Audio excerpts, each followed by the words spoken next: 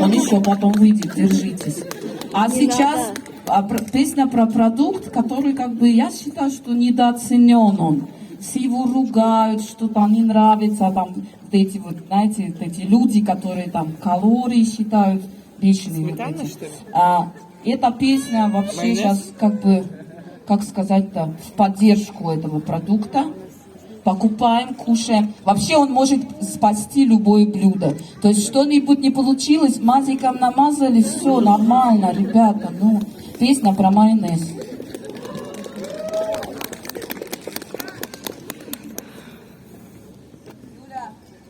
Лезь.